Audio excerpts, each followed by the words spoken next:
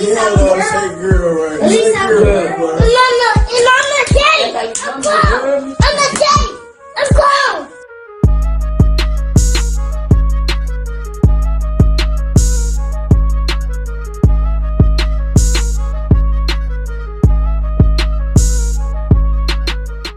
What's going on, family? Welcome back to another episode of Pop TV with David Andre Hines. Today, I got my big brother, Josh Cribbs. Some of y'all know him as Michael Cribbs. Some of y'all might know him as Minister Michael Joshua Cribbs. Whatever the case may be, man. Outstanding dude, man. One of my mentors for sure. How you doing today, man? Man, I'm good, brother. I appreciate you for having me on the show. Oh, man. No, this is well overdue, man. Yes, Before we get into the realm of things, let me know what season are you in mentally right now? Ooh, that's a good question. I just watched. There's a Coach K for Duke. Mm-hmm. He got this philosophy that I just adapted this week, Mm-hmm. and it's called Next Play. Mm. And what it is he said that it don't matter what you just did. Right. I don't care if you got a steal. I don't care if you just got a dunk. Next play. The next play. What's the next play? And he said what it does is it creates this sense of urgency inside the player, Mm-hmm. right? He said that the teams that win are the teams that can almost forget what happened that last play and move on to the next one. Yeah. So it don't matter what I just did yesterday. Okay, you might have got an award or something. It's the next play. That's where I'm at right now. What's the next play? Next play. Next play. And he said that to the team, and I was like, that's a good analogy. That's so good. What's that on Netflix? That was on YouTube. It just came up on my feed, man, and I was Right. like, yo, this is a gem. I gotta watch that because I love stuff like that and them documentaries, especially like people that have a certain level of success already. Yeah. Like, what are they doing? Yeah. You know what I'm saying? And he said that. He said the best preparers he's seen in the game was Kobe, and he said LeBron. And he said LeBron got better when he played with Kobe. Yeah, for sure. And I said, wow. And he said they prepared. When you a student like that, we were just talking about The Last Dragon. When you a student like that, you know what I'm saying, all you want to do is learn and then adapt. Yeah. So I can see LeBron and apply it. And that's why I tell people, watch out for Bronny. While y'all talking about he ain't this and that, look who his dad is. Right. You don't have to have phenomenal skill. What ET say? But phenomenal will, right. The skill, right. The skill only play a small portion of that, but his will to actually come up under his dad to make it to the NBA. Yeah. You know what I'm saying? Yeah. Who doing I it get like mad that? at the cats that be like, oh man, his son in the NBA, he got his son. What you supposed to do for your son? He said if he was in the NBA, you'd he do said the same he could have thing. did anything else that he wanted to do. This is what he wanted to do. Yeah. So yeah, man. Yeah. So let the people know where you're from and what you do. So I'm from Davenport, Iowa, the Quad Cities, born and raised. Grew up on the east side, went to Washington, Sudlow, and Central. My family was a landscaping family, so I kind of grew up in a landscaping family. Both sides of my family, the Sisk and the Cribbs. Okay. So I grew up in a landscaping family, a hardworking family, and kind of adapted them principles at a young age. So, but yeah, I'm born and raised in the Quad Cities. I moved around a little bit, but I'm from here. Okay, sure. Yeah. And what you do? So right now I am the executive director of the Quad Cities Fatherhood Initiative. And what we're going to do is connect these fathers in the community, young fathers, older fathers, to the proper resources that they need. Because you know just as well as I do, David, that some of these fathers ain't got the right resources that they need. Sure. I just met a single father the other day, man, and it was inspiring. Mm-hmm. Because we got wives, and sometimes we just depend on, we just throw that dime to them. But man, I was sitting down talking to him. I was like, "You a single father? He had 3 kids," and I was like, "Man, I respect that, man. That's a whole level of that's the next play for real." For real. Yeah. Yeah, man, that's dope. So did you grow up with your father in your life? Yeah, I did. So my mom and my dad got a divorce when I was 9 years old, but my dad was still in my life. Okay. You know what I mean? They didn't live together. He didn't live with us, but my pops was there. It was a time I felt like he wasn't there, going through this little teenage stage and kind of being sensitive. But my dad was there, man. Yeah, my dad and my uncles. That's what's up. Mm-hmm. So with that first part, him being in the home Mm-hmm. and then him not being in the home, how do you think that might have impacted you growing up? It impacted me a lot. But as I started growing, I started to understand, him and my mom, it didn't work out, Right. But he didn't neglect us. He still took care of his responsibilities. Now, from a child's perspective at that time, I'm 9 years old, and I'm like, man, Pops ain't around. I'm getting into fights. He ain't there to show me X, Y, and Z. But he was there because my uncles was there. My Uncle David, my Uncle Harry, my Uncle Tony, my Uncle Mickey. And your uncle's like an extension of your dad. Oh, for sure. You know what I mean? So I wasn't missing no male influence in my life at all. That's cool. Shout out to them uncles. Them uncles is, man. For real. They're so important. They is, man. Like you say, they're extension of your father. So, yeah. I'm saying. Definitely. So how many children do you have and ages? So I got 4 boys and a girl. Okay. So I can't remember none of the ages. I know my daughter's about to be 12 in December. So is that the what's the word I'm looking for? The pattern is you got 4 boys and a girl is last. Mm-hmm. My girl is the youngest one. Okay. Yeah. That's what's up. Yep. And then Quincy, Kiwan, Amari, and Juice. So she must be feeling like can't nobody touch her. Oh man, she runs the house. Oh, big brothers. Yeah, she runs the house, man. I bet. And I got to say this too. I got 2 sons, and then 2 of them are my stepsons. Okay. But I don't call them my stepsons because they've been with me since they've been 8, 9 years old. They're 23. Same difference. Yeah. So. Same difference. I just, what they say, I ain't a stepdaddy. I'm a dad that stepped up. Facts. Facts. Yeah.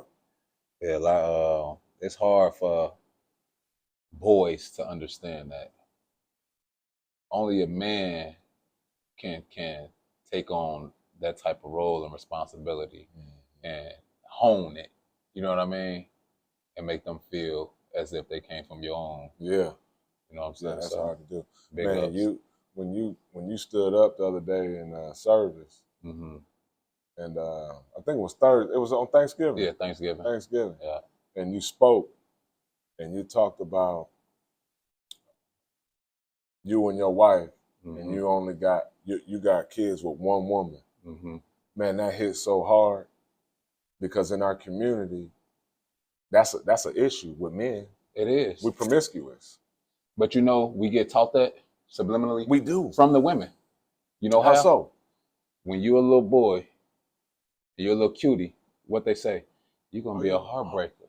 You're going to have all the girls. So when people tell that to my sons, don't tell them that. He gonna have one woman that he gonna love. Don't tell my son he gonna be no heartbreaker and he gonna have all the girls, because because that's a headache. That ain't what we pushing. No. You feel me? No. So yeah, I'm very and that's not masculine. That's not masculine. It's not. It's a feminine. It's weak. It's weak. It is. It's weak. And I'm not calling nobody weak, but it's a weak trait to have. And like I said, it's something that we get taught from a young age. So we necessarily don't understand like, oh, that ain't what's up for real. Yeah. You know what I'm saying? It's look upon as cool or you the man, you know what I'm saying? But nah, that ain't what's up. That's not what's up. So are you married? Yes. Okay. Me and my wife were just talking about this. We've been together for 13 years. We've been married for 10. But I was like, we've been married for 13 years. I said we might as well just chalk that up. That's the same thing me and my wife do. because we've been together for 15 and we've only been legally married for coming up on 4 years. Okay. But when I first met her, she told me we're gonna be together forever. So my wife hit me with so that right then and there we was married. So it was y'all like, was married. We married. Yeah, I met my wife in Atlanta. She's from Michigan, but I met her in Atlanta, man. And, you know, it was the best thing that ever happened to me. And I always tell her, I was in a transition period when I met her, almost like from like that boy to man. Yeah. Even though you're supposed to be a man, but you still like, I'm still got them traits. You still got them traits. And then I met her, it's like a shift happened. And now I see why God be like, you need to be married. Yeah. Because it's something that happened in the man spiritually. You know, and once you sure, get locked sure. in, you're like, this is my wife. It's like a whole different type Bro, of zone. It's a whole nother look, bro. I'll be chopping everybody head off about my wife. Come on, man. Mama, look. Yeah. I don't play. I don't play, man. For real, we for love real. Y'all. So obviously you think marriage is important. Why? Absolutely. God favors the married man. Mm. You know what I mean? This is what my mentor told me, because you're a leader too. We leaders. Mm-hmm. When we call in men, especially men, to action, we need to be married, because that shows discipline. That shows balance. When you got somebody that's a leader, that's single, and I'm not throwing shots at nobody, right, but just how it looks. Just when I feel like when you calling men to order, you got to have yourself in order too. You don't got to be perfect, for sure, but you should be married, because, you know, the Bible say what the Bible say. He who found a wife found a good thing, and it shows one's dedication. Mm-hmm. You know what I'm saying? Perseverance. Because being married ain't easy. It's not easy. And people think, oh, because you got married, like, nah, no. That's when the work start. began. I felt like when I got married, the first 3 years of my marriage, the devil was just living in my crib. Mm. You know, it was like the first 3 years, and somebody told me that. He said the first 3 years of your marriage is going to be challenging, because y'all blending together. Exactly. You know what I mean? Anything that's, you know, your foundation breaking up, and you're putting together something that's one. Exactly. You know what I mean? And you got to build and destroy. That one dude was explaining to me. He was like, okay, it's like a triangle. Mm. And with God being at the tip of that triangle, and you and your spouse is at the other points, and the closer you guys come together, the closer you get to God. I was like, That's not. You know what? I like that. And the triangle, the strongest. And that's what I shape. thought. And that's what I thought. I said, in the triangle is considered the strongest shape. So I'm like, yeah, so they gotta be right. Yeah, for sure. Yeah, man. So what are some things you know now that you wish you knew before becoming a father? Patience.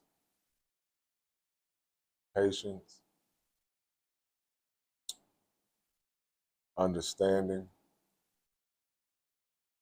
There's a lot that goes into fatherhood.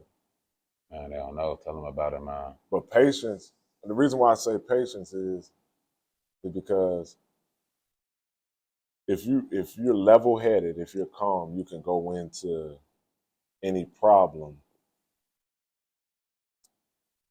clear mind, clear-headed. You know what I mean?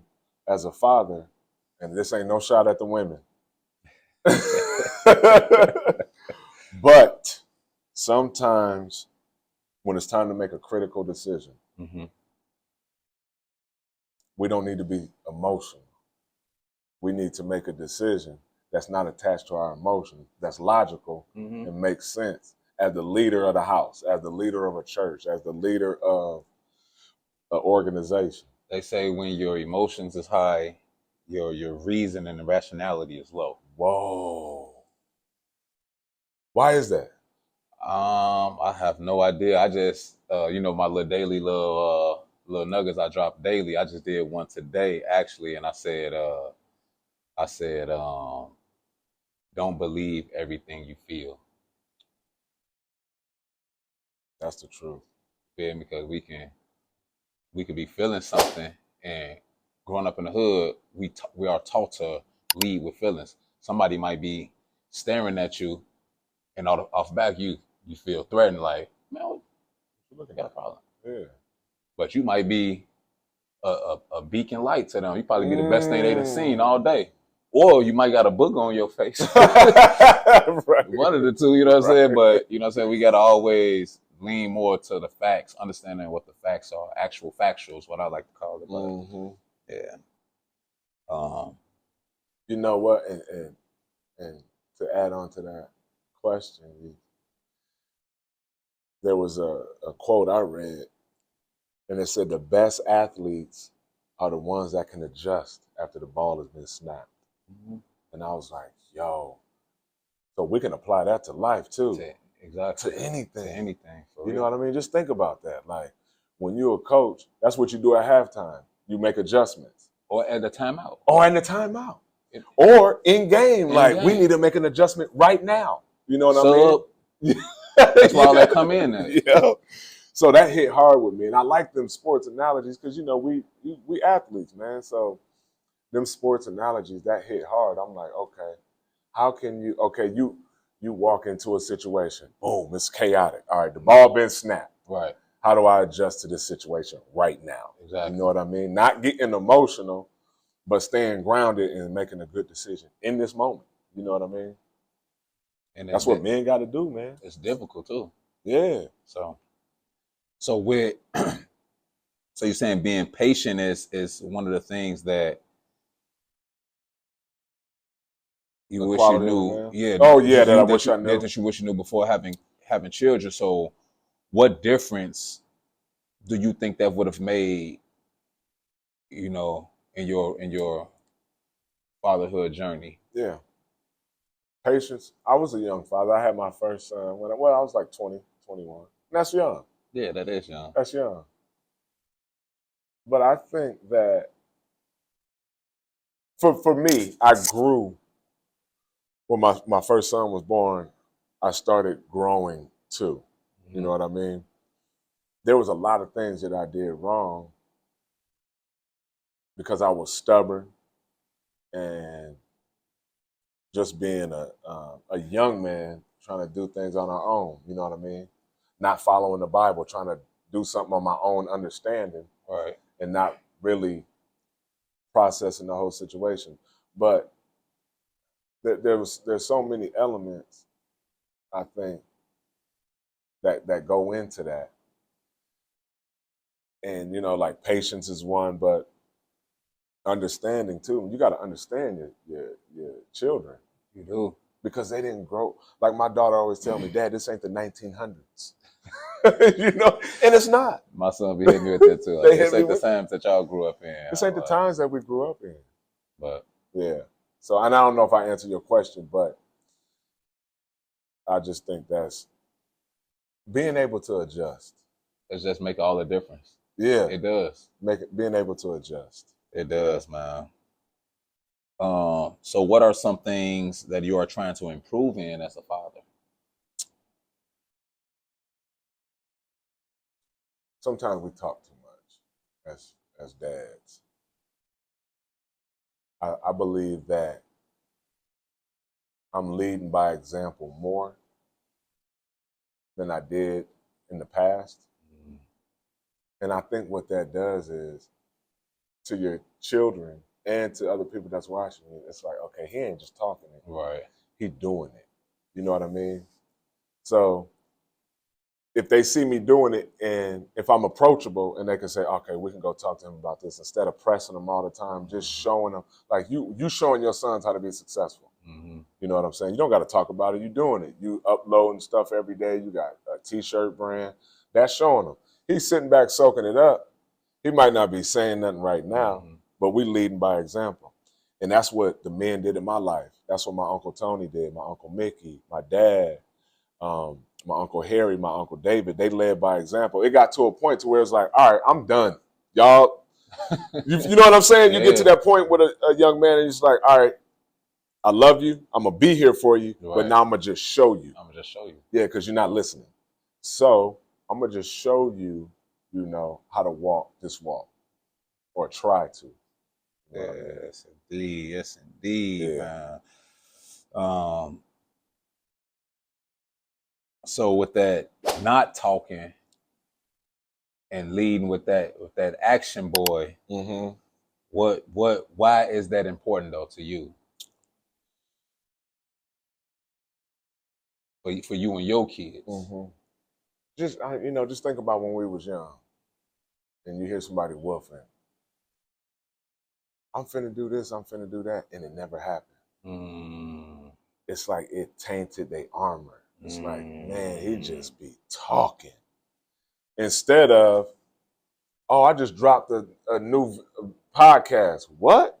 You didn't say nothing about this. Yeah, I worked and then, I put it out there instead of being the ones that, and I don't want to be in that category because I see it in the community. Oh, we're going to do this. We're going to do that. Yeah. And I ain't knocking nobody, but it's just like, I want to be a doer because what they say, when you hear the word and you become a doer of the word instead of just out here just talking. Yeah. If that makes sense. Talking because you got lips. Yeah. That's it. Or back in our day, talking out the side of your neck. Talking out the side of your neck, bro. And I don't want to be one of that because that taints your armor with your kids, your community. And it just looked bad, like, oh, he said, nah, don't get me wrong. I've said, like, oh, I'm finna do this, and it never happened. But as I get older, I'm like, okay. And I watch my uncles. And then sometimes sometimes it's just be putting stuff in the atmosphere. Yeah. Because it's like, okay, like for me, I don't talk to everybody. So I got a few individuals that if I tell something to, now that's accountability. Because I know that person gonna be like, hey, what? Hey, I thought you said you was gonna do this. Yeah, hey, what's up with, what I'm saying? So now that's like putting the pressure on me now, like, oh, I gotta get it done because if I let this individual know that I know that's a doer, he gonna be looking for me to do it. Yeah, that's a good point. Yeah. For sure. Somebody holding you accountable. Yeah. So, for sure. Yeah. And that's what we gotta do as men too, man. We gotta hold each other accountable, man. For sure. And men gotta quit, man. And this is a message for men. I really want to say this, y'all. We gotta quit being soft, man. If you get corrected by one of your real brothers, and you can't handle it, you gotta really check yourself, man. Or you gotta check your circle around you. And I always say this to my kids. I'm like, didn't nobody tell you was funky? Didn't nobody tell you? Okay, them might not be your friends. Them not be your buddies. They just gonna let you rock like that. They gonna let you rock like that. So that's important too as a father, surrounding yourself with stronger fathers. Because they say success is contagious. It is. You know what I'm saying? So I like to be around winners. Because you're going to win at some point or learn the process of winning. Like being around Pastor Kirk, I sit back and watch Pastor Kirk. And like some people be like, sometimes we don't understand what Pastor Kirk is doing. First, it ain't his job to explain what God gave to him in that moment and for you to understand it. But when the time comes, you be like, oh, now I get it. But he ain't had time to explain that. He's a beast with it. He's a beast with it, bro. He's a beast with it. I learned from that too, So we just got to be doers, man, as men, and stop being so sensitive. Learn how to take constructive criticism. Yeah, take constructive criticism, and I say this respectfully, women, you can't come and soften the blow when dad is trying to discipline, especially men, especially boys. Please don't come by and soften the blow. When we cut that boy open, we need you to pour salt in the wound. We don't need you to soften the blow because then you taking our legs from under us. We're trying to make a man. We're trying to turn him into a man. It might look hard to you right now. It's different. And we can't have that. And I know this ain't no shot to my wife. This ain't no shot to nobody's wife because women are nurturing. And my wife do it. My wife, I just had a conversation with her just yesterday. That's what they do because they, like you say, they nurture us. So it might seem like, look, stop trying to help ease his pain. Let that boy feel it. Let him feel it. And figure it out. Yes, and it's not being mean. They think when we doing this, no compassion. No, we didn't got to our boiling point. Exactly. You don't know. This is what I be telling my wife. You don't even know the conversation we had 2 weeks ago, what he did. Because I didn't tell you. Because I didn't want you to worry about that. So when I'm on him, he know why. He like, okay, but mom don't know that I just did X, Y, and Z. Exactly. And then dad, I had to tell dad because mom would have really physically killed me. Right. Dad would have just been like, boy, I'm going to kill you. Your mom would have killed you. For real, You know what I'm saying? But I don't know. That's just. And it just helped them as they get older to be decision makers, bro. You do, man. And I gotta understand this too with this generation. They didn't have the men I had around me. No. They not gonna be. So when we going around, I hear a lot of us, we be like, oh, these kids are soft, they different. They are different. Yes. They are different. Even to the point of that they TV shows and they music is way different from us. Different. It was foundation. Yeah. And the stuff that we was listening to. Absolutely. You might have one or two cats that was jumping off the rails and, you know what I'm saying, talking about some other stuff. But we had, when we grew up in music, it was about lyricism. You had to be smart to understand what these dudes was talking about. Yeah. You weren't just cutting on and they was just talking about any old thing. You know what I'm saying? But, yeah, you had to be wise. Yeah, so we might got a young listener or an old listener or who's ever listening. It might be a female listening. What's one piece of advice, that one nugget, that one gem that you can deliver to them that might make a difference in their life today? Do what you're created to do. If you're doing something other than what God created you to do, you're swimming against the current. You know what I mean? And we've done it for a long time. I tried to do this. It didn't work. And you're like, man, why don't this work? Then you go on to this. You're like, all right, you know what? I'm going to sell this now. That don't work. You know what? I'm going to gamble. 7-Eleven going to hit. That don't work. And then you start going through these things like, man, what is my purpose?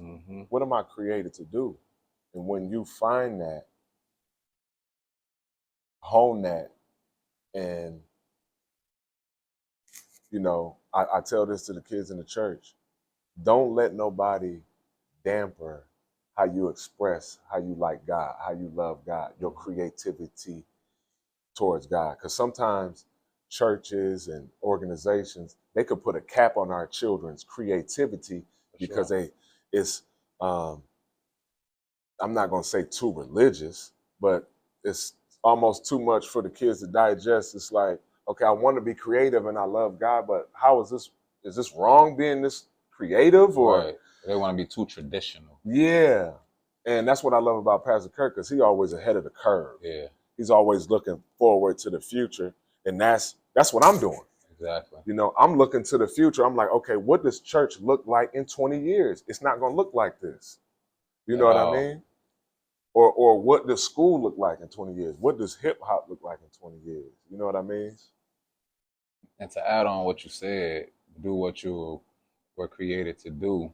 Oftentimes, what you're created to do is what you was doing when you was 5, 6, 7 years old. Absolutely.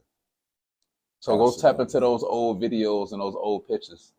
If you lost, go look at some footage of yourself and what you was doing when you was 5, 6, 7. That's probably what you was created to do, because unconsciously that's what you was doing. Yeah. And then somewhere along the way, they did a study. They said, like, by the time black boys get to 3rd grade, they've been so discouraged and so downtrodden about all the things that's going on in their life, their dreams, that by the time they get to 5th grade, they're like, man, I don't care about school no more. Yeah. And they don't know why. Yeah. You know what I mean? So, you know, I think that once you find I think all of our purpose is to be a minister some type of way. It ain't like standing behind a pulpit. Right. But you got to have a ministry. It could be ministry of music. It could be ministry of money. It could be, you know, whatever that is. And sometimes you need help finding it. Sometimes you might need a nudge. And like my mom always told me, she was a teacher. She's like, you should be working with kids. I don't think that. I shoot dice, Mom. They see me in the alley. They see me. Excessive gambler. Man. You know what I'm saying? I was like, how could I be? Why would God pick somebody like me to go speak to kids? Bro, I was just going through that, man. That imposter syndrome, man. Oh. Like, trying to be somebody you're not. Like, is it? Am I chosen? Like, I don't know, but Myron Golden, he said, when you become who you're supposed to become, you're gonna do what you're supposed to do. Therefore, you're gonna get what you're supposed to get.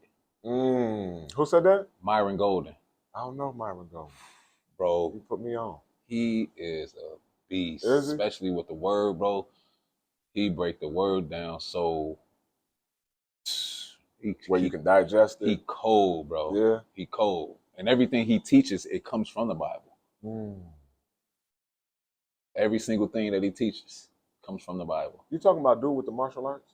No, he an old man. He got a messed up leg. Okay, I don't know. But yeah, he a beast though, man.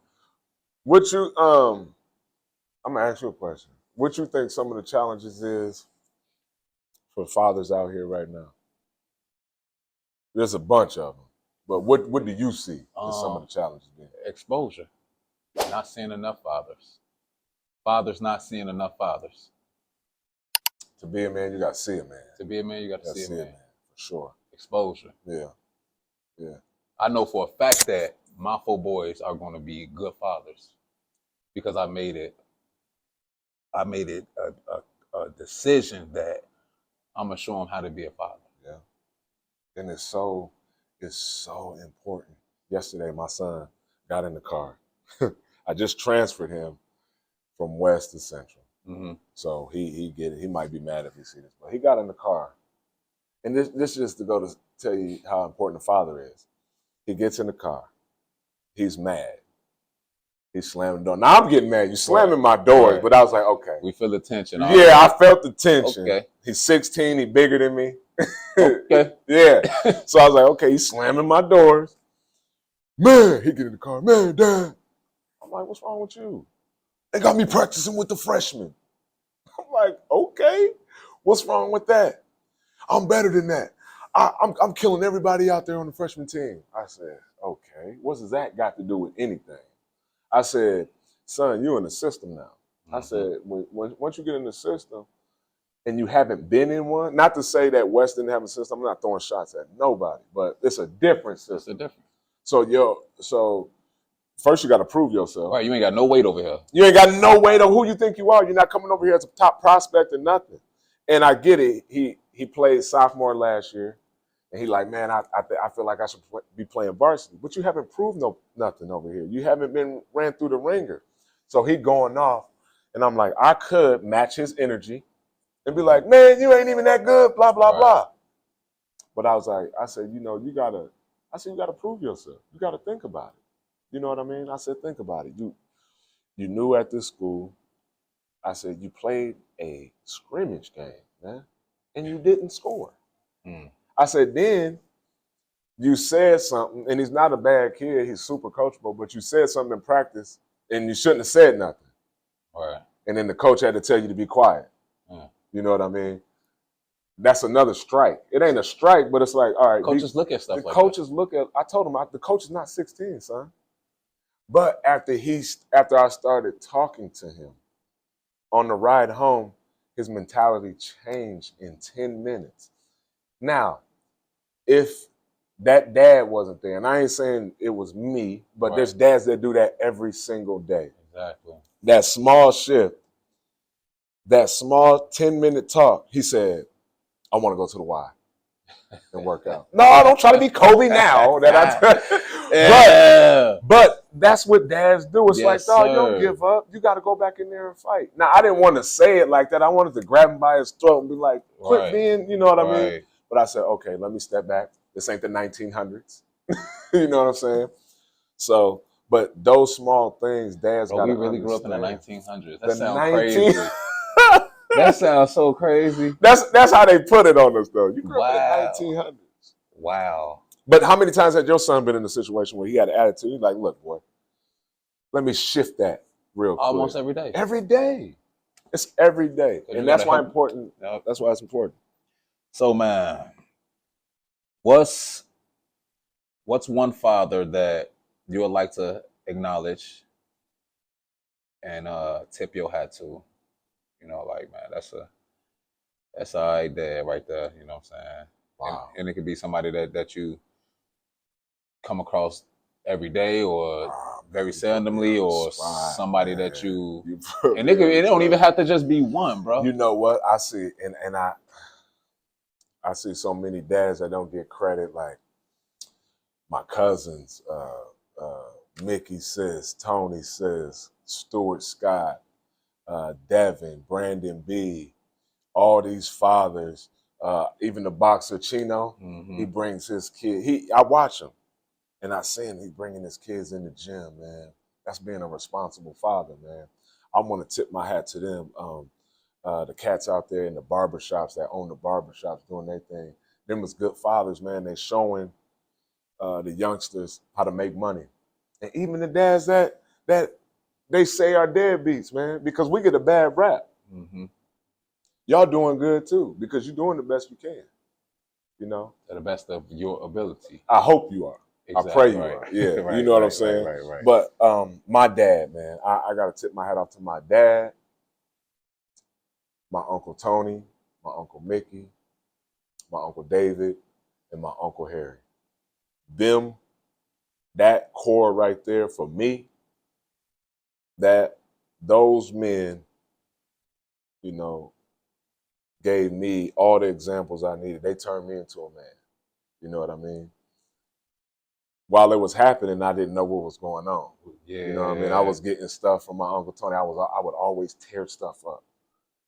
Always. Lawnmowers, weed eaters, just breaking stuff. I don't know what it was. Just accident prone. Just Josh. That's Josh. Like, who tore it up? Josh? My uncle told me, my Uncle Tony was like, I threw a tree through his window one time on accident. It hit the back of the bed, flipped into the thing, and he was fed up. He like, man, you tearing up too much stuff. And he didn't do this in front of nobody.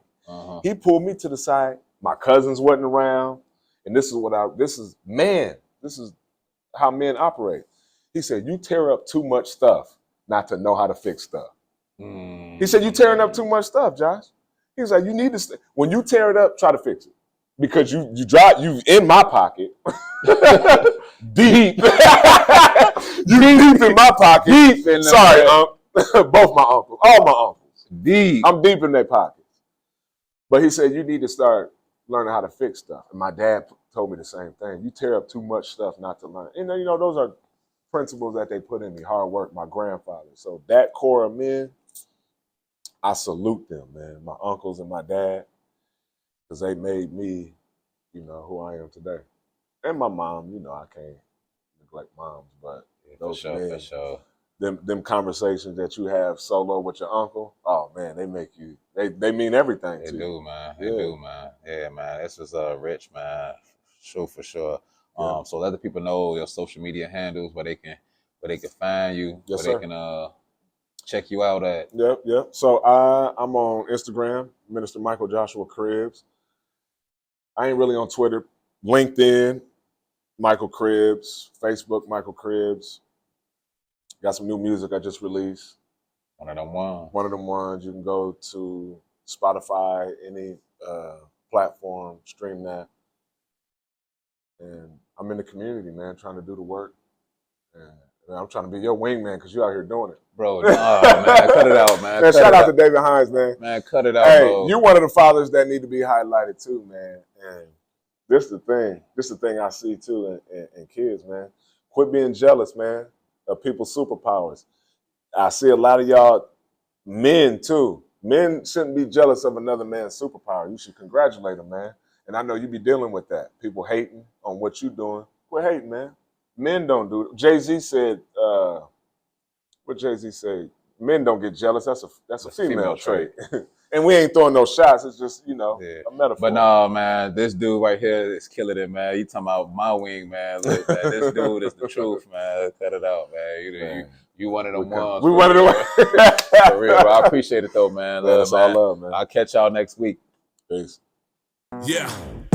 Sitting in the room watching Kobe. I don't really think y'all can hold me. I gotta be water. You gotta be water. Yeah, little homie, that's what Bruce Lee told me. I'm one of them ones, and I get the job done under pressure. I'm going for the more, not the lesser. I gotta get better. If you dig deep, it's a treasure. Thanks for watching. Be sure to like, subscribe, and click that bell notification on the side so you can be notified each time we drop a video. If you know anyone that might benefit from this video, please do share. The rise of fatherhood starts here, and we need your help. Thank you.